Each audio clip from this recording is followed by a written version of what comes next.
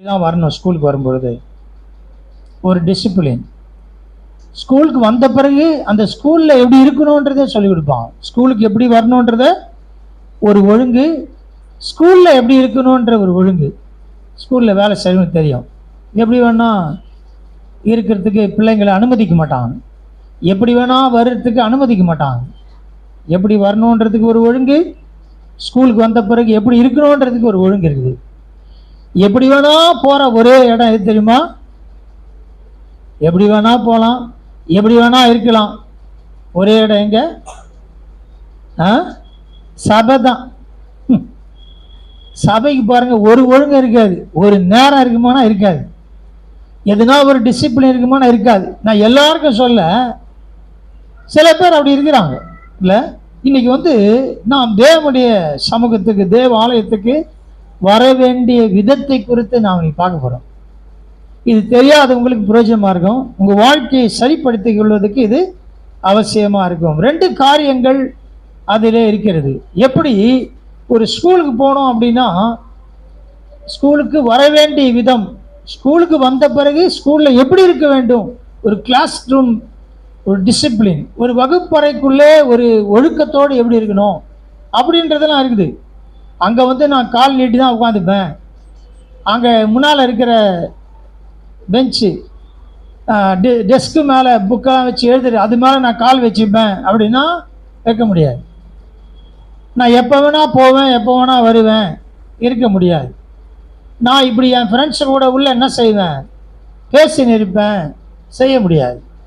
எல்லாத்துக்கும் ஒரு டிசிப்ளின் இருக்குது இல்லையா? அதுபோல் சபைக்கு வர வேண்டிய விதம்னு ஒன்று இருக்குது. அதை நாம் பார்க்க போகிறோம். முதல் வசனம், லூக்கா எழுதின சுவிசேஷம் 18ஆம் அதிகாரம் 10ஆம் வசனத்திலிருந்து 14ஆம் வசனம் வரைக்கும். 2 மனுஷர் ஜெபம் பண்ணும்படி தேவாலயத்துக்கு போனார்கள். ஒருவன் பரிசேயன், மற்றவன் ஆயக்காரன். பரிசேயன் நின்று, தேவனே, நான் பரிகாரர், அநியாயக்காரர், விபசாரக்காரர் ஆகிய மற்ற மனுஷரை போலவும் இந்த ஆயக்காரனை போலவும் இராததனால் உம்மை ஸ்தோத்தரிக்கிறேன். வாரத்தில் 2 தரம் உபவாசிக்கிறேன். என் சம்பாத்தியத்தில் எல்லாம் தசமபாகம் செலுத்தி வருகிறேன் என்று தனக்குள்ளே ஜெபம் பண்ணினான். ஆயக்காரன் தூரத்திலே நின்று தன் கண்களையும் வானத்துக்கு ஏறெடுக்க துணியாமல் தன் மார்பிலை அடித்துக்கொண்டு, தேவனே, பாவியாகி என்மேல் கிருபையாயிரும் என்றான். அவன் அல்ல, இவனே நீதிமானாக்கப்பட்டவனாய் தன் வீட்டுக்கு திரும்பி போனான் என்று உங்களுக்கு சொல்லுகிறேன். ஏனெனில் தன்னை உயர்த்துகிறவன் எவனும் தாழ்த்தப்படுவான், தன்னை தாழ்த்துகிறவன் உயர்த்தப்படுவான் என்றார். தன்னை தாழ்த்துகிறவன். இப்போ இங்க 2 விதம் சொல்லப்பட்டிருக்கு. தேவாலயத்துக்கு வருகிற 2 பேர் 2 விதமா வந்திருக்கிறாங்க. ஒருத்தர் எதற்கு வந்திருக்கிறார் அப்படின்னா, 2 மனுஷர் ஜெபம் பண்ணும்படி தேவாலயத்துக்கு போனார்கள். ஒருத்தன் பரிசேயன். அவன் என்ன சொல்றான்னா, நான் பரிகாரர், அநியாயக்காரர், விபச்சாரக்காரர் ஆகிய மனுஷரை போலவும் இந்த ஆயக்காரனை போலவும். நாம் எப்பொழுதும் ஒரு காரியம் மனசில் வரும், செய்தியை கேட்கும்போது என்ன மனசில் வரும், இவருக்கு நல்லா சொல்றாரு, இவருக்கு நல்லா சொல்றாரு, அவங்களுக்கு நல்லா அன்னைக்கு செய்தி, இப்படி பார்க்க மாட்டோம், நமக்கு சொல்ல மாட்டோம். அப்ப செய்தி யாருக்குன்னா ஒவ்வொருவருக்கும் தான், ஒவ்வொருவருக்கும். இதை எனக்குன்னு பார்த்துக்கினா பிரச்சனை இல்லை, நல்லா போட்டாரு. வீட்டில் போய் என்ன பண்ணுவோம் பார்த்தியா, இங்கோட மனசோடு நிற்காது, வீட்டுக்கு போய் அது இருக்கும், ஆரம்பிக்கும், வீட்டில் போய் நடக்கும். கேட்டுக்கினியா, உனக்கு தான். அப்போ உங்களுக்கு இல்லையா? இல்லை இல்லை, எனக்கு இல்லை. நான் எப்படி இருக்கிறேன், யார் மாதிரி இருக்கிறேன், பரிசேயன் மாதிரி. நான் இப்படி இருக்கிறேன், அவனை மாதிரி இல்லை, இவனை மாதிரி இல்லை, தசம்பம் கரெக்டாக கொடுக்குறேன், ஆயத்துக்கு கரெக்டாக வரேன், எல்லாம் இருக்கிறேன். யார் அது? பரிசேயன். இந்த ஆயக்காரன் என்ன செய்யறான்னா, தன்னை தாழ்த்துகிறான். அப்போ தேவனுடைய ஆலயத்துக்கு வரும்பொழுது முதல் காரியம் என்ன அப்படின்னா, தாழ்த்துகிறவர்களாக இருக்க வேண்டும், நம்மை தாழ்த்தணும். இப்போ தாழ்த்தும் போது என்ன சொல்ல முடியும் அப்படின்னா, அவர் என்ன சொல்றாரு பாருங்க, கண்களை வானத்துக்கு ஏறெடுக்க துணியாமல் தன் மார்பிலே அடித்து கொண்டு அவன் அடுத்தவன் பத்தி பேசல, தன் மார்பில் அடித்துக் கொள்ளுகிறான், தன்னை குறித்து பேசுகிறான். நான் யார் அப்படின்னா, யார் அவரு? பாவியாகி என் மேல் கிருபையாயிரும். அவர் எப்படி தாழ்த்துகிறார்? நான் பாவியாய் இருக்கிறேன். அப்ப தேவ சமூகத்துக்கு வரும்போது தாழ்மை தேவை. மாய்மாலமான தாழ்மை கிடையாது. வருவாங்க சில பேர், மாய்மாலமான தாழ்மை. நான் அதை பற்றி ஒரு செய்தி எடுத்து வச்சேன். இந்த வாயிலிருந்து வரக்கூடிய வார்த்தைகள் என்னென்னலாம் வருது, இந்த மாய்மாலம் வார்த்தை அல்லது பிசாசுடைய ஆவி உள்ளே இருக்குமே ஆனால் அவர் வாயிலிருந்து என்னென்னலாம் வரும் அப்படின்னு ஒரு 10 காரியங்களை எடுத்து வச்சேன். அதை நான் அப்புறமா பேசுறேன் ஒரு நாள். அப்ப இங்க தேவ ஆலயத்திற்கு வரும்பொழுது ஒருவன் தன்னுடைய பெருமையை பேசுகிறான். நான் இப்படி இருக்கிறேன். எல்லாருக்கிட்டே தன்னை குறித்து பெருமையா பேசுறாங்கன்னா உள்ளே வேற ஆவி இருக்குதுன்னு அர்த்தம். நான் தான் கரெக்டா இருக்கிறேன் அப்படின்னு பேசும்போதே புரிஞ்சுக்கலாம், உள்ள இந்த ஆவி சரியில்லை, நான் சரியா இருக்கிறேன், ஆபத்து. ஆனா இவர் என்ன சொல்றன்னா, பாவியாகி என் மேல் கிருபையாயிரும் ஆண்டவரே. அவர் புரிந்து கொண்டார். என்ன புரிஞ்சுக்கினார்னா, தேவ சமூகத்துல நான் மாய்மாலம் பண்ண முடியாது, உள்ளதை நான் சொல்ல வேண்டும், ஏமாற்ற முடியாது. தேவனுடைய ஆலயத்துக்கு வருகிறேன் என்ற ஒரு உணர்வோடு கூட வந்து முட்டி போடுறார். தாயக்காரன் என்ன செய்ய ஒத்துக்கொள்ளுகிறான். முதல்ல தாழ்த்தி தாழ்மையோடு கூட தேவ சமூகத்தில் வர வேண்டும். இந்த தாழ்த்தும் போது நாம் மற்றவர்களை பார்க்க முடியாது, நம்மை தான் பார்க்க முடியும். யாரெல்லாம் தன்னை தாழ்த்தி உண்மையாய் தாழ்த்துகிறார்களோ அவர்கள் மற்றவர்களை பார்க்க முடியாது, நமக்கு உள்ளே பார்க்க முடியும். நமக்கு உள்ளே பார்க்க முடியல, அடுத்தவங்க தான் பார்க்கறேன்னா அங்க என்ன இருக்குது? பெருமை இருக்கிறது. பெருமைக்காரன் மற்றவங்களை பார்க்க மற்றவங்கள பார்த்து நிற்பாங்க. அவன் சரியில்லை, இவங்க சரியில்லை, நீ தான் சரியில்லை, நீ ஒழுங்கு இல்லை, எல்லாத்தையும் பார்த்து நிற்பாங்க. ஆனா அவங்கள பட்டு என்ன செய்ய மாட்டாங்க? பார்க்க மாட்டார்கள். அப்ப நாம் நம்மை பார்க்க வேண்டுமே ஆனால் தாழ்மை தேவை, தாழ்த்துவது தேவை. அதுவும் அவர் எங்க இருக்கிறாரா? தூரத்திலே நின்று தன் கண்களை வானத்துக்கு ஏறெடுக்க துணியாமல், அது கூட நான் தகுதி இல்லைன்ற, மேலே பார்த்து ஜெபமோட தகுதி இல்லை, தகுதியற்றவனா இருக்கிறேன். ஆண்டவரே நீங்க என்ன செய்யுங்க, என்னை தகுதிப்படுத்துங்க ஆண்டவரே. பாவியாகி என் மேல் கிருபையாயிரும் என்றால் என்னை தகுதிப்படுத்துங்க ஆண்டவரே. அப்படி ஜெபம்ன்றது வேற. நான் கரெக்டா இருக்கிறேன், நான் தான் கரெக்டா இருக்கிறேன், ஒருத்தரும் சரி கிடையாது அப்படின்னும் போது பெருமையின் அடையாளம். பெருமை அடையாளம். யாருன்னா சொன்னா கூட கேட்காதீங்க, ஐயோ இந்த சிஸ்டர் மாதிரி யாருமே இல்லை அப்படின்னா அவங்க புரிஞ்சுக்கிறேன்னு அர்த்தம். எனக்கு சில பேர் நான் யோசிப்பேன், சபையில் எல்லாருக்கும் மற்றவங்களை புரிந்து கொள்ளக்கூடிய மற்ற பேசுகிற ஆள், அவங்கள பற்றி பெருமையாக பேசுகிற ஆளை குறித்து புரிந்து கொள்ளக்கூடிய ஒரு ஆவியை பகுத்து அறிகிற ஒரு வரம் இருக்கணும். எல்லாம் ஏமாறுற கேஸ் ஆகுது. சிலதெல்லாம் என்ன சொன்னாலும் அப்படியே நம்பிக்கிற கேஸு. என்கிட்ட ஜாக்கிரதையாக பேசுவாங்க, எனக்கு தெரியும் இவன் பேசுறதுலாம் ஃபில்ட்ரு உள்ளே ஃபில்டர் ஆகிடும். இது என்னன்னா மாயமாலம் பண்ணுது, என்ன பொய், இதெல்லாம் என்னன்னா ஏமாத்துற கேஸ் எல்லாம் எனக்கு தெரியும். நாம் இதை தலையாட்டின்னு கேட்டுருக்கிறேன் அப்படின்னா இவர் அப்படியே கேட்டுருக்கிறார், எல்லாத்தையும் எல்லாம் தெரியும் அப்படின்னு நினச்சிக்கூடாது. இல்லை இல்லை, எனக்கு எல்லாம் தெரியும், சும்மா தலையாட்டின்னு. ஒரு முறை ஒரு பரிசுத்தவான் அவரை பார்க்கறது ஒரு ஊழியக்காரர் வர்றார், கன்னியாகுமரியிலேருந்து சென்னைக்கு வர்றார். அவர் வந்து பார்க்கும்போது சொல்கிறாரு, உங்களை பார்க்கத்தான் நான் வந்தேன் அப்படின்றாரு. இவர் பதிலுக்கு என்ன கேட்குறாருன்னா, என்ன பார்க்கறதுக்காக வந்த அப்படின்னு. ஆமான்றார்.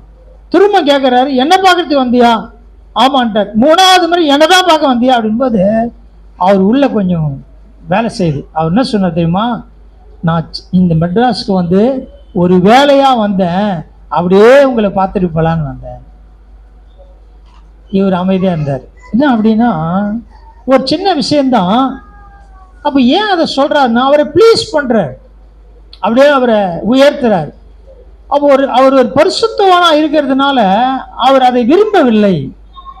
ஒரு சாதாரண ஒரு ஆளா ஊழியக்காரனா தான் என்ன பண்ணியிருப்பானா, பத்தியா என்னை பார்க்க எங்கேருந்து வந்துக்கிறாரு, அவருக்கு சும்மா தலைகால் புரியாமல் ஆயிடும். அவர் பரிசுத்தவான், அவர் உடனே உணர்த்தப்பட்டு சொல்றாரு, நீ என்னதான் பார்க்க வந்தியா? 2-3 முறை கேட்ட உடனே அவர் என்ன செய்ய உண்மையை சொல்லிட்டார். இல்ல ஒரு வேலையா வந்த, அப்படியே உங்களை பார்த்துட்டு, அதுதான் உண்மை, அது சொல்ல வேண்டியதானே. அப்ப அப்படியே அப்படி பெருமையா நினைக்கணும், அவர் அங்க இருந்து வந்து என்னை பார்க்க வந்தாரு. அதை விரும்பல அப்படின்னா அவர் இப்படிதான் சொல்லுவார். விரும்புகிற ஆளா தானே சொல்லுவாரு, அங்க இருந்து என்னை பார்க்க வந்து பெருமை. நல்லா கவனிங்க, இது எல்லார்கிட்டையும் நடக்காது. பெருமையை விரும்புகிற ஆள்கிட்ட நடக்கும், தாழ்மையை ஆள்கிட்ட நடக்காது. அப்போ நம் தேவ சமூகத்துக்கு வரும்பொழுது முதல் காரியம் தாழ்மை தேவை. வீட்டிலே சரி பண்ணிட்டு வாங்க, இங்கே வந்து சரி பண்ண நினைக்கக்கூடாது. ஆண்டவரே என்னை தாழ்த்தும்படியாக வருகிறேன் தேவ சமூகத்துக்கு. அடுத்தது மத்தேயு 5ஆம் அதிகாரம் 24ஆம் வசனம். மத்தேயு 5ஆம் அதிகாரம் 24ஆம் வசனம். அங்கே தானே பலிபீடத்தின் முன் உன் காணிக்கையை வைத்து விட்டு போய் முன்பு உன் சகோதரனுடைய ஒப்புரவாகி பின்பு வந்து உன் காணிக்கையை செலுத்து. இங்கே ஆண்டவராகிய இயேசு கிறிஸ்து இங்க சொல்றார், அங்க ஓமையா சொல்றார், இங்கே அவர்களுக்கு எல்லாருக்கும் சொல்றார். என்ன ஸ்ரீசர் தான் சொல்றார், என்ன சொல்றாருன்னா, சகோதரனுடன், அதாவது யாவரிடமும் ஒப்புரவாக வேண்டும். ஒப்புரவாகாம தேவனுடைய ஆலயத்துக்கு வரக்கூடாது. ஒப்புரவாகிற இருதயம் இருக்கணும். இல்ல, இந்த ஒப்புரவு இல்லை அப்படின்னா காணிக்கை செலுத்தக்கூடாது. இப்ப இது நல்ல விஷயம், நல்ல விஷயமா இது? நல்ல விஷயம், நல்ல விஷயமா? ஒப்புரவாகிறது நல்ல விஷயமா, ஒப்புரவாகாம இருக்குது நல்ல விஷயமா? ஒப்புரவு ஆகிறது தான். அப்போ நான் காணிக்கை பண்ணுவேன், இங்கே பிரச்சனை இல்லை. இப்போ நம்ம காணிக்கை எடுக்காதுன்னா இங்கே பிரச்சனை கிடையாது, அப்படியே போயிடலாம். நான் சில வேலை அந்த காணிக்கை பெட்டி திறந்து பார்த்தா ஒரு 4 பேர் கூட போட்டாங்கன்னு சந்தேகமாக இருக்கும். அப்போ நினச்சிப்பேன், இது ஒப்புரவாகாத கேஸா முக்கால்வாசி இது. ஆனால் இது நல்ல விஷயம், காணிக்கை எடுக்காம நல்ல விஷயம். ஒரு 4 பேர் 5 பேர் தான் போட்டிருக்கிற மாதிரி இருக்கும். மீதினா அப்போ என்ன இல்லை அப்படின்னா ஒப்புரவாகவில்லை. ஒப்புரவாகலையா இல்லை போகிறதுக்கு மனசு இல்லையான்னு எனக்கு தெரியல. இப்போ நல்ல விஷயம் நினைப்பேன், பரவாயில்ல, வசந்தி கீழ்ப்படுகிறார்கள். என்ன வசந்தி கீழ்ப்படுறாங்க? ஒப்புரவாகவில்லை என்றால் காணிக்கப்படக்கூடாது, நல்ல விஷயம் தானே அது. இப்போ எவ்வளோ காலத்துக்கு நாம் அப்படி இருக்க போகிறோம்? அப்போ என்ன அர்த்தம்னா, தேவாலயத்துக்கு வருவேன் ஆனால் ஒப்புரவாக மாட்டேன், யாவரோட ஒப்புரவாகாமல் இருப்பேன். திடீர்னு போயிடுச்சுன்னா என்ன பண்ணுவீங்க? என்ன போயிடுச்சுன்னா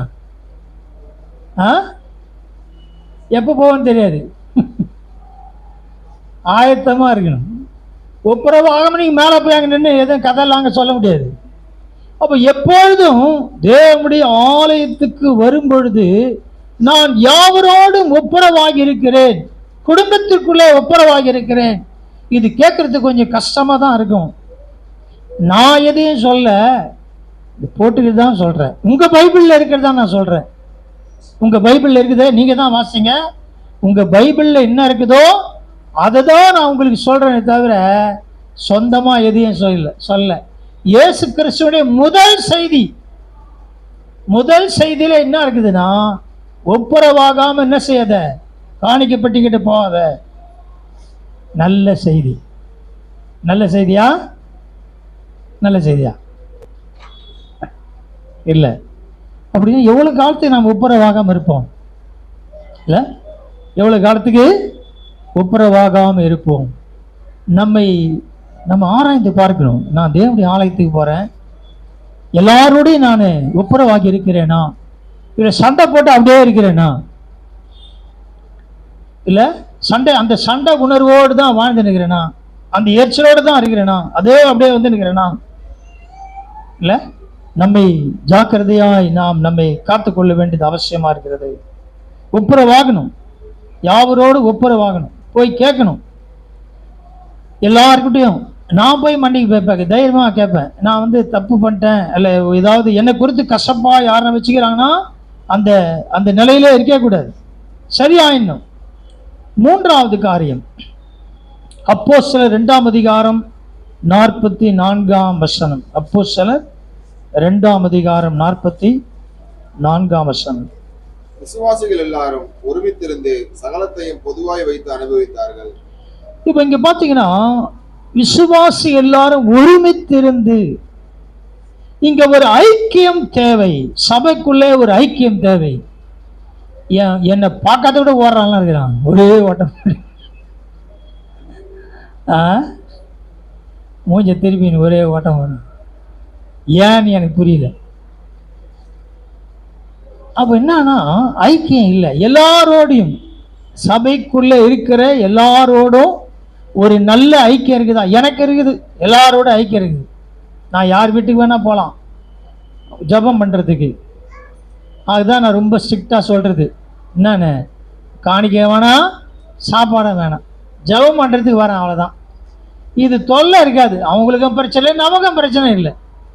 எப்போ வேணா போய் ஜெபம் பண்ணிட்டு வரலாம். ஐயோ வந்துட்டார என்ன பண்றது? இந்த பிரச்சனை இருக்கக்கூடாதுன்னா காணிக்க வேணாம், சாப்பாட வேணாம், அப்படின்னா கஷ்டமா இருக்காது. ஒரு சுடுதண்ணி கொடுத்தா ரொம்ப நல்லா இருக்கும். உங்களுடைய தனிப்பட்ட வாழ்க்கையில தேவனுடைய ஆலயத்துக்குள் வரும்பொழுது உள்ளே இருக்கிற அத்தனை பேரோடு நான் பேசுகிறேன், எல்லாரோடு கூட ஐக்கியமா இருக்கிறேன், யாருக்கிட்ட எனக்கு எந்த கசப்பு இல்லை. எப்படி வேணா வரலான்னா பிரச்சனை கிடையாது. வேதம் தெளிவா சொல்லுது. அவங்க என்ன செய்தானா, அங்க ஒரு மனம் இருந்தது, அதான் சபை வளர்ந்தது. ஒவ்வொன்றும் ஒரு கோணம் இருந்தா எப்படி இருக்கும்? சபையாவே இருக்காது.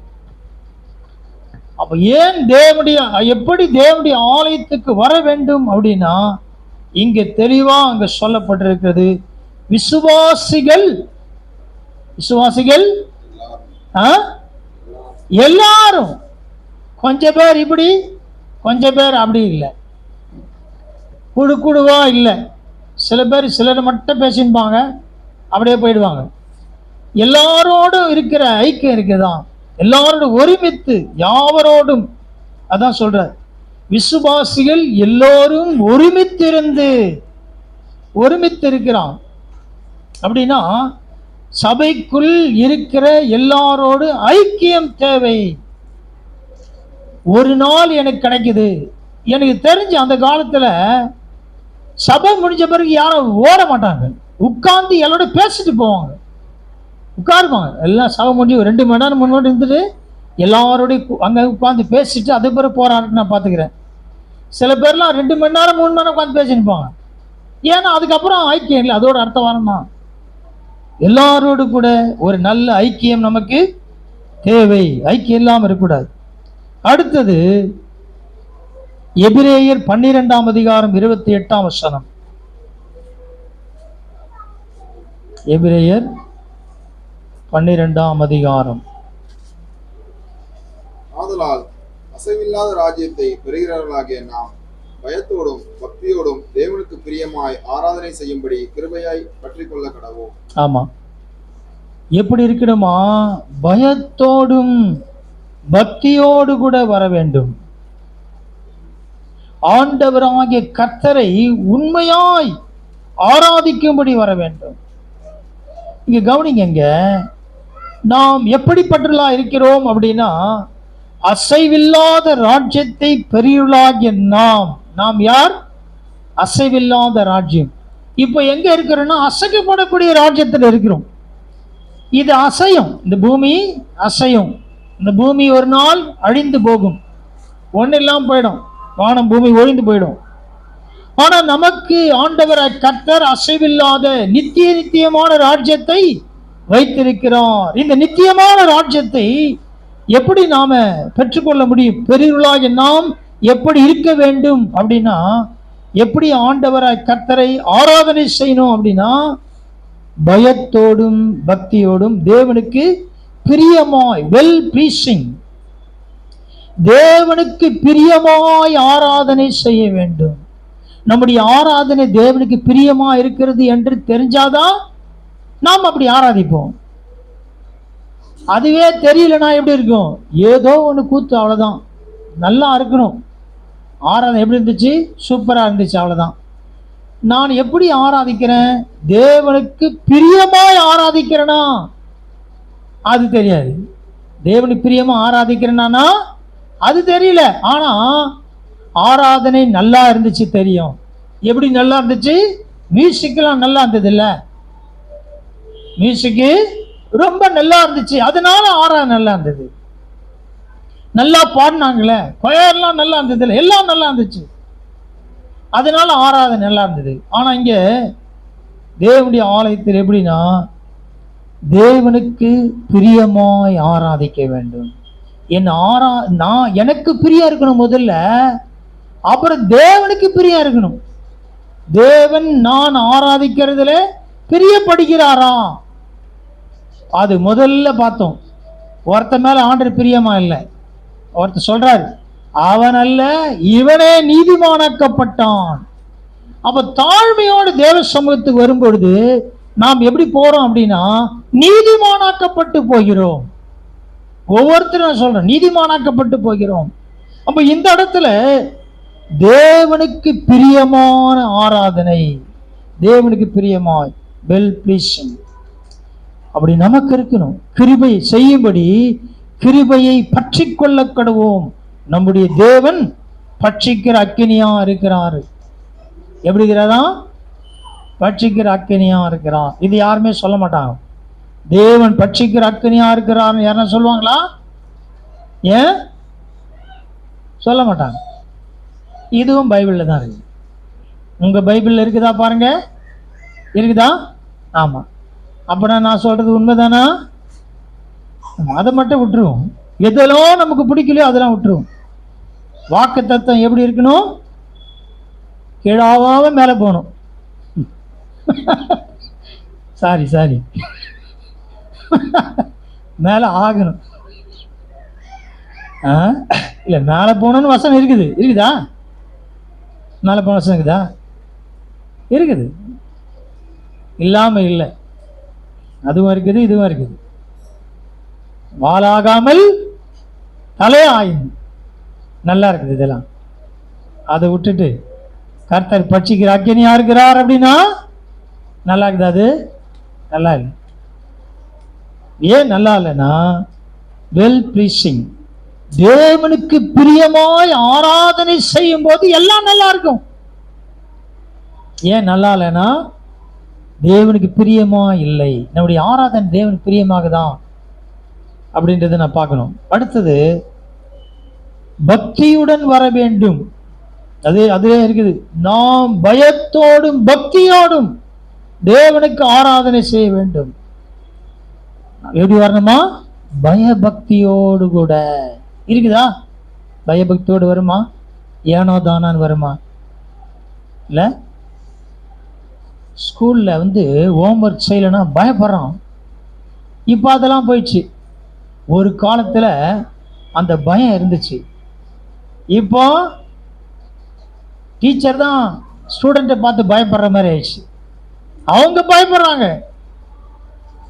காலம் மாறி போச்சு. அதே நிலைமை தான் சபையில வந்துச்சு. நான் யாரை பார்த்தும் பயப்பது கிடையாது.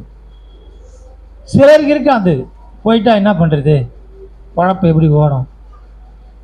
வசனத்தை சொல்றதுனால நமக்கு பயப்பட வேண்டிய அவசியம் இல்லை. தேவனுடைய வார்த்தை அப்படியே சொல்றதுனால பயப்பட வேண்டிய அவசியம் கிடையாது. கர்த்தர் நல்லவர். ஒரே பைபிள் எல்லாருக்கும். இவங்களுக்கு எப்படி, அவங்களுக்கு அப்படி இல்லை. ஒரே வசனம், ஒரே செய்தி. அவங்க எப்படி வரணுமா? நாம் பயத்தோடும் பக்தியோடும் தேவ சமூகத்திற்கு வர வேண்டும். ஆவிக்குரிய பயம், அதுதான் அந்த கடைசியில முடிக்கிறாரு. தேவன் பட்சிக்கிற அக்கினியா இருக்கிறாரே. நாம இப்படிலாம் வந்தா அவர் நமக்கு பட்சிக்கிற அக்கினியா இருப்பாரா? இருக்க மாட்டார். ஏன்? நான் சரியா இருக்கிறேன். தேவ சமூகத்துக்கு வரும்போது நான் எப்படி வருகிறேன், அந்த ஒழுங்கு வரும்பொழுது அவர் எனக்கு பட்சிக்கிற அக்கினியா இல்லை. அடுத்தது 5வது பார்த்தோம், பக்தியோடு வர வேண்டும். ரெவரன்ஸ். இப்போ இந்த ரெவரன்ஸ் அப்படி யாருக்கு சொல்லப்பட்டிருக்குதுன்னா, கிறிஸ்துவுக்கு தான் சொல்லப்பட்டிருக்குது. சில பேர் இயேசு கிறிஸ்துவை ரொம்ப ஒரு மாதிரி பேசுகிறாள்லாம் நான் கேட்டுக்கிறேன். அது ஏன் அப்படி பேசுகிறாங்கன்னு புரியல. அவருக்கு நாம் கொடுக்க வேண்டிய மரியாதையும் கனத்தையும் தேவனுக்கு கொடுக்க வேண்டும். அவர் எப்படிப்பட்டவராக இருக்கிறார் என்று புரிந்து கொள்ள நமக்கு தேவை. புரிஞ்சுக்கணும்னா அவர் கொடுப்போம் இல்லையா? தேவனுக்கு அந்த பக்தி. அடுத்தது உபாகமம் 16:17.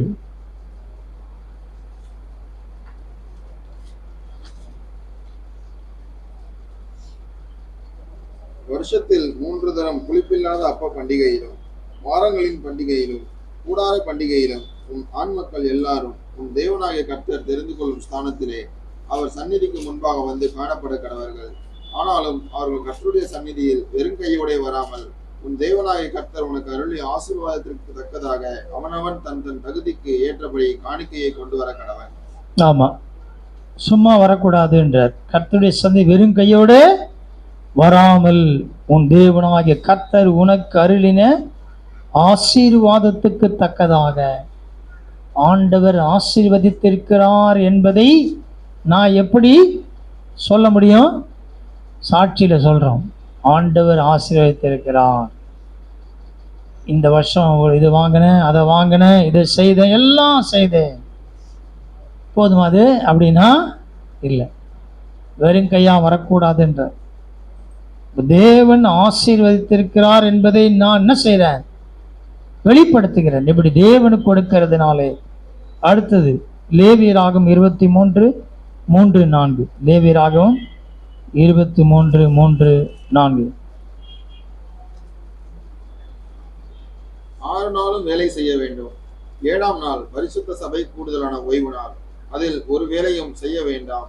அது உங்கள் வாசஸ்தலங்களில் எல்லாம் கர்த்தருக்கென்று ஓய்ந்திருக்கும் நாளாய் இருப்பதாக. 4. சபை கூடி வந்து பரிசுத்தமாய் ஆசரிக்கும்படி நீங்கள் குறித்த காலத்திலே கூற வேண்டிய கர்த்தரின் பண்டிகைகள் ஆவன. ஆமா, இங்க 6 நாளும் வேலை செய்ய வேண்டும். ஆனா 7ஆம் நாள் கர்த்தருடைய நாள். 7ஆம் நாள் யாருக்கு சொந்தம்? அது பழைய உடன்படிக்கை நாட்களிலே கர்த்தருடைய நாள். இதுல சொந்த வேலை செய்யக்கூடாது, சமைக்கக்கூடாது, எல்லாம் இருக்குது, சட்டத்திட்டங்கள்லாம் இருக்குது. அப்படி செய்தா என்ன ஆகும் அப்படின்னா அவன் கல்லெறி சாக வச்சிடறான். இப்போ அப்படி இல்லை. இப்போ அந்த பிரச்சனை இல்லாதனால நம்ம இஷ்டம்தான். வந்தா வரலாம், இல்லைன்னா வீட்டிலே தூங்கலாம்.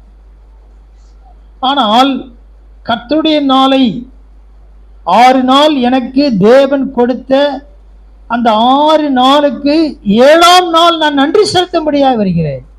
6 நாள் எனக்கு கொடுத்தாரே, 6 நாள் உழைக்க தேவன் பலன் தந்தாரே, 6 நாள் சம்பாதிக்க உதவி செய்தாரே, அதனால 7ஆம் நாளை கர்த்தருக்கென்று நான் என்ன செய்கிறேன்? நியமித்துக் கொள்கிறேன், பரிசுத்தமாக்கிக் கொள்கிறேன். கர்த்தருடைய நாள் இது, சபை கூடி வருகிற நாள். இந்த நாளிலே நான் என்ன செய்கிறேன்? கர்த்தரை ஆராதிக்க வர வேண்டும் என்ற இருதயம் இருக்கணும். இப்போ எந்த நாளிலே கூடி இருக்கிறோமோ அந்த நாள் தான் நமக்கு ஓய்வு நாளாக இருக்குது. எல்லா நாளும் ஒரே நாளில் எல்லாம் கூட முடியல. பல நாடுகள் வித்தியாசமான விடுமுறை இருக்கிறதுனால அதை நாம் கரெக்டாக சொல்ல முடியாது. யாருக்கு எப்படி வசதி இருக்குதோ அப்படி. ஆனால் நீங்கள் எப்போ கூடினாலும் அது என்ன செய்யுது? பரிசுத்த நாள் தான், ஆண்டவராய் கர்த்தர் நியமித்து கொண்டது. அப்போ இங்கே சபை கூடி எப்படி ஆசரிக்கணுமா? பரிசுத்தமாய் வர வேண்டும் என்று வேதம் சொல்கிறது. பரிசுத்தமாய் ஆசரிக்க வேண்டும். எந்த நாள் என்றது முக்கியமல்ல, பரிசுத்தம் அங்கே முக்கியமாய் படுத்தப்பட்டிருக்கிறது. எப்படியோ ஆராதிக்கிறது கிடையாது. ஏன்னா தேவனாய் கர்த்தரை நான் ஆராதிக்கிறேன், பரிசுத்தமுள்ள தேவனை ஆராதிக்கிறேன். ஒருத்தர் ஒரு சாட்சியில் நான் வாசித்தேன். ஒருத்தர் ஒரு குறிப்பிட்ட கோயிலுக்கு போய் என்ன செய்கிறார்னா வேண்டுதல் செய்கிறார். வேண்டுதல் செய்துட்டு அவர் போகிறார். போயிட்டு திரும்பி வரார். வேண்டுதல் செஞ்சுட்டு அவர் காணிக்கை கொடுக்குறார். ஏன்னா சக்ஸஸ் ஆயிடுச்சு அப்படின்ட்டு காணிக்கை கொடுக்குறார். அவர் என்ன வேண்டுதல் செஞ்சுன்னு போனார்னா, இங்கே போய் நான் கொள்ளடிக்க போகிறேன், கொள்ளை அடிச்சு நல்லா சக்ஸஸாக எல்லாம் கொள்ளை அடிச்சு முடிச்சேன்னா உனக்கு இவ்வளோ பங்கு கொடுக்குறேன் அப்படின்னு. அங்கே போய் சக்ஸஸ் ஆகிடுச்சு, இங்கே கொள்ளையில் கொஞ்சம் பங்கு கொடுக்குறார். ஆ? நாம் அப்படி செய்ய முடியுமா? முடியாது. நம்முடைய தேவன் பரிசுத்தமுள்ள தேவனா இருக்கிறான். மோஸ்ட் ஹோலி, மகா பரிசுத்தமுள்ள தேவனாய் கர்த்தரை ஆராதிக்கிறோம். அப்போ நாம் எப்படி வேணா வர முடியாது இல்ல? அவங்க எப்படி வேணா போகலாம், ஆனால் நாம் அப்படி செய்ய முடியாது. அப்போ நாம் எப்படி வரணுமா? பரிசுத்தம் உள்ளவர்களாய் வர வேண்டும், பரிசுத்தமாய் அவரை ஆராதிக்க வேண்டும். அப்ப எப்படி வரணுன்றது அவர் சொல்றார். சபை கூடி வந்து பரிசுத்தமாய் ஆசரிக்கும்படி, அங்க பலி செலுத்துவது, காணிக்கை செலுத்துவது, அங்க எல்லா காரியங்களையும் இஷ்டத்துக்கு அங்க என்ன செய்ய முடியாது, செய்ய முடியாது. பரிசுத்தமாய் தேவன் பரிசுத்தத்தை என்ன செய்யறாரு, விரும்புகிறார். ஏன்னா அவர் பரிசுத்தர். நான் பரிசுத்தரா இருக்கிறது போல உங்கள் நடக்க எல்லாவற்றிலும் பரிசுத்தமா இருங்கள். சில பேருக்கு என்ன நினைப்புனா, ஆண்டவர் அன்புள்ளவர், அவர் எல்லாத்தையும் பார்த்துப்பாரு. அப்படி கிடையாது. நான் தேவ சமூகத்துக்கு வருகிறேன், கர்த்தரை ஆராதிப்பதற்கு வருகிறேன். நாம் பரிசுத்தமாக ஆராதிக்கணும்னா அந்த இப்போ சொன்னல அது மாதிரி தான் இருக்கும். அது ஆராதனை யாருக்கு போகும்? தேவனுக்கு போகாது. அப்போ தேவனை ஆராதிக்க நீ விரும்பினீங்கன்னா பரிசுத்தமாய் வர வேண்டும். இங்கே தெளிவாக அங்கே சொல்லப்பட்டிருக்கிறது. அப்போஸ்தலர் 10ஆம் அதிகாரம் 20ஆம் அதிகாரம் 7ஆம் வசனம். அப்போஸ்தலர் 20:7. வாரத்தின் முதல் நாளிலே அப்பம் பிற்கும்படி சீஷர்கள் கூடி வந்திருக்கையில் பவுல் மறுநாளிலே புறப்பட வேண்டும் என்றிருந்து அவர்களுடனே சம்பாஷித்து நடுராத்திரி மட்டும் பிரசங்கித்தான். கம்யூனியன், அப்பம் பிற்கும்படி கூடி வர வேண்டும். அப்பம் பிற்குதல் இருக்கணும். தினந்தோறும் அங்கே இருந்துச்சு. நமக்கு சில ஒழுங்கு, மாசத்துக்கு ஒரு நாள் வைக்கிறோம். அப்போ எதற்காக தேவனுடைய ஆலயத்திற்கு, இது எதை குறிக்கிறதுனா கம்யூனியன், கம் யூனியன். எதற்கு வர வேண்டும்? ஐக்கியம். இங்க யாரோட ஐக்கியம்? பிதாவாகிய தேவனோடு, குமாரனாகிய கிறிஸ்துவோடு, பரிசுத்த ஆவியானவருடைய ஐக்கியத்தை நான் வெளிப்படுத்துகிறேன். இப்ப நான் யாரோட ஐக்கியமா இருக்கிறேன்? இது எதுக்கு அடையாளம்?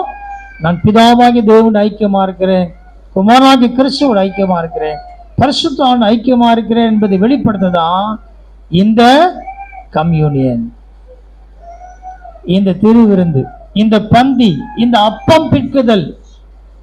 அப்பம் பிற்குதல் அதுக்குதான். எல்லாரும் என்ன செய்யறோம்? ஒருமனப்படுகிறோம், எல்லாரும் சேர்ந்து இதில் பங்கு பெறுகிறோம். இங்க ஏற்ற தாழ்வுகள் இல்லை, ஒரே அப்பம், ஒரே பாத்திரம். ஏற்ற தாழ்வு இங்க இல்லை. ஒவ்வொருத்தரும் ஒரு மாதிரி சாப்பிட முடியாது. அப்போ அந்த இடத்துல எதற்காக அப்படின் போது அப்பம் பிற்குதல். எப்படி வேணா வரலாம் அர்த்தம் கிடையாது. அப்பம் பிற்கிறேன் அப்படின்னும் போது எப்படி வரும் அப்படின்னா, அங்கே தேவனோடு கூட ஐக்கியமாக இருந்து வருகிறேன். ஜாக்கிரதையா இருக்கணும், ஜாக்கிரதையா எடுக்கணும். அடுத்தது 1 சாமுவேல் 1:24. 1 சாமுவேல் 1ஆம் அதிகாரம் 24ஆம் வசனம். அவள் அவனை பால் மறக்க பண்ணின பின்பு 3 காளைகளையும் ஒரு மரக்கால் மாவையும் ஒரு தூத்து திராட்சரசத்தையும் எடுத்துக்கொண்டு அவனையும் கூட்டிக் கொண்டு சீலோவில் இருக்கிற கர்த்தருடைய ஆலயத்துக்கு போனாள். பிள்ளை இன்னும் குழந்தையா இருந்தது. அவன் எதற்கு போனாள் அப்படின்னா, பொருத்தனையை நிறைவேற்றும்படி போகிறான். அவன் ஏற்கனவே தேவாலயத்தில் பொருத்தனை செய்கிறான். பொருத்தனை செய்து அதை நிறைவேற்றும்படி போகிறான். இப்போ நாம் பொருத்தனை செய்யலாமா வேண்டாமா? பொருத்தனை செய்யலாமா? என்ன பொருத்தனை செய்யலாம்? இந்த வருஷம் பாஸ் ஆயிட்டா மொட்டை போட்டுக்கிறேன், நல்ல மார்க் எடுத்தா இதை செய்கிறேன் அதை செய்கிறேன், இது போல இருக்குது. இன்னொரு பக்கத்தில் ஆவிக்குரிய காரியங்களில் கர்த்தருக்கு நான் என்ன செய்கிறேன்? ஊழியம் செய்வேன்,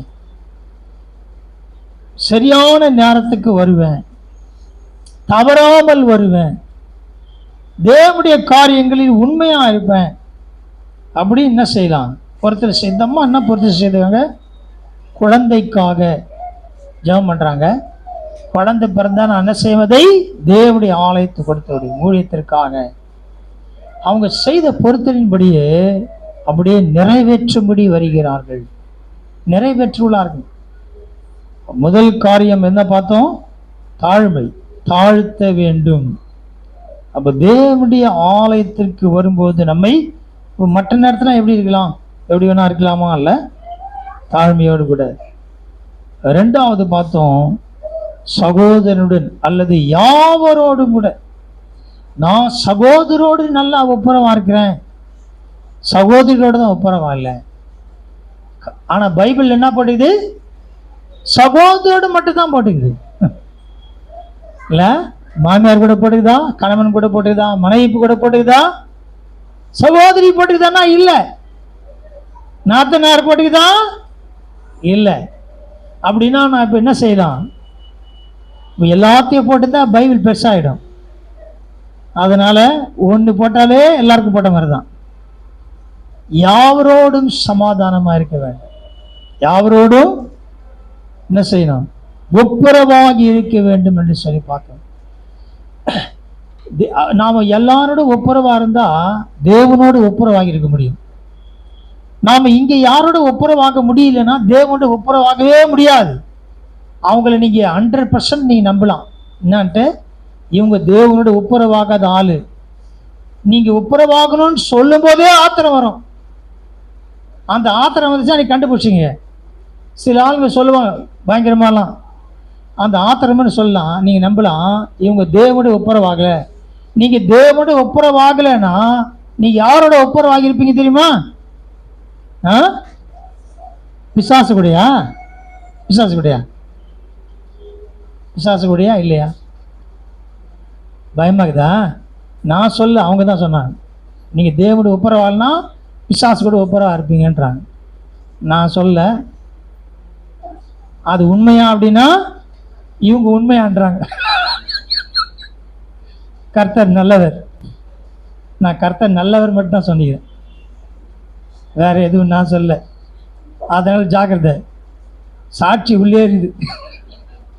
ஒரு சாட்சி பிசாசோட ஒப்புரவா இருப்பீங்க, தேவனோட ஒப்புரவாகலனா. இன்னொரு சாட்சி இது உண்மைதான், அதனால ஜாக்கிரதை, நீங்களே சாட்சி. அடுத்தது ஒரு மனம், ஒரு மனதோடு கூட அங்க இருந்தாங்க, எல்லாரோட ஐக்கியமா இருந்தார்கள். நான் இவங்க கூட செத்தாலும் பேச மாட்டேன். செத்த பிறகு எங்க பேச முடியும்? உயிரா இருக்கும் போதே பேச முடியாதான்லாம் இருக்கிறான். உயிர் இருக்கும் ஆனா பேச முடியல. அப்புறம் எங்க செத்த பிறகு பேசுது? பேச முடியாது. அப்படியே இருந்தா என்ன ஆகும்? இப்போ அவங்க எல்லாரோடையும் ஒரு மனதமா அல்லது ஐக்கியமா இல்லைன்னா யாரோட ஐக்கியமா இருப்பாங்க? அமைதியா ஆயிட்டீங்க. உங்க அமைதியே எனக்கு புரிஞ்சிச்சு. நீங்க யாரை சொல்ல போறீங்க? ஒருத்தனை சொல்ல போறீங்க. அப்போ நீங்க எல்லாரும் சபைக்குள் பரிசுத்தவான்கள், பரிசுத்தவான்களோட ஐக்கியம் இல்லைன்னா வேற இடத்துல ஐக்கியம் இதுன்னு அர்த்தம். அடுத்தது தேவ பயத்தோடு கூட வர, வெல் ப்ளீசிங், பக்தியுடன் வர வேண்டும். பயபக்தியோடு கூட தேவனுக்கு பயப்படணும். இல்லை ஏனோதானு வருது, இல்லை இல்லை ஏனோதானு கிடையாது, தேவனுக்கு பயந்து.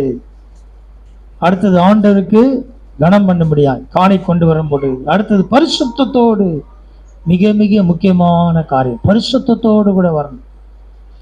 இப்ப நான் பரிசுத்தத்தோடு வருகிறேனா இல்லையா என்பது முதல்ல யாருக்கு தெரியும்? யாருக்கு தெரியும்? நமக்கு தெரியும். வேற யாருக்கு தெரியும்? நமக்கு தெரியும், தேவனுக்கு தெரியும். வேற யாருக்கு தெரியும்?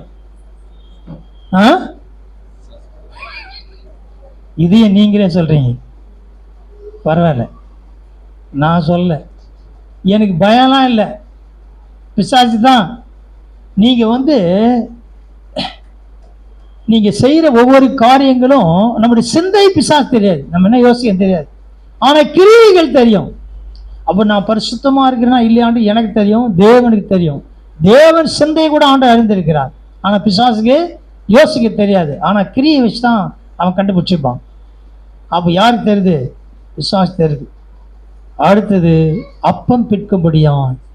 அப்பம் பிற்கிறோம். ஏன் சில பேர் இது கம்யூனுக்கு வரமாட்டாங்க அப்படின்னா அங்கே பிரச்சனை இருக்குதுன்னு அர்த்தம். தேவனோட ஐக்கியம் இல்லை. அதனால தான் அந்த மாதிரி. தேவனோட ஐக்கியமாக இருக்கணும்னா நாம் இந்த பந்திலே பங்கு பெற வேண்டும். கடைசியாக பார்த்தோம், பொருத்தனையுடன் வர வேண்டும். பொருத்தனை செய்யலாம். அந்த அம்மா என்ன செய்கிறாங்க? ஒரு பொருத்தனை செய்கிறாங்க. செய்து தேவனுக்கான காரியங்களை அதை உண்மையாக நிறைவேற்ற வருகிறார்கள்.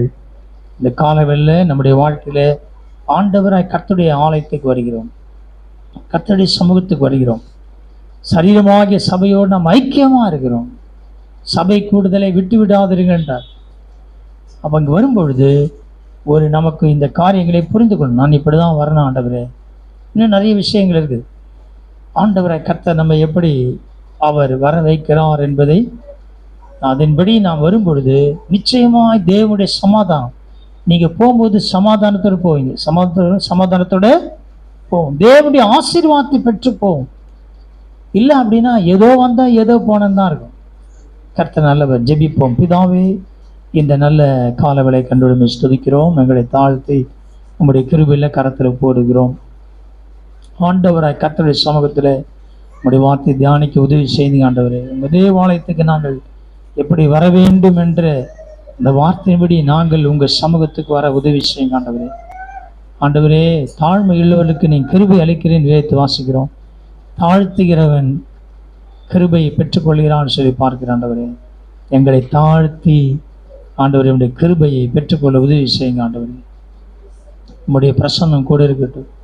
உமக்காக நாங்கள் வாழ உதவி செய்யும். உங்களுடைய ஐக்கியமாக இருக்க கிருபை தாங்க ஆண்டவரே. உங்களுடைய கிருபையில் பிரசனோடு தங்கி இருக்கட்டும். இந்த மீதியான நேரத்தை பொறுப்படுத்திக் கொள்ளும். எல்லா துதியும் செலுத்துகிறோம். இயேசு நபிக்களுக்கு தாவே. ஆமென்.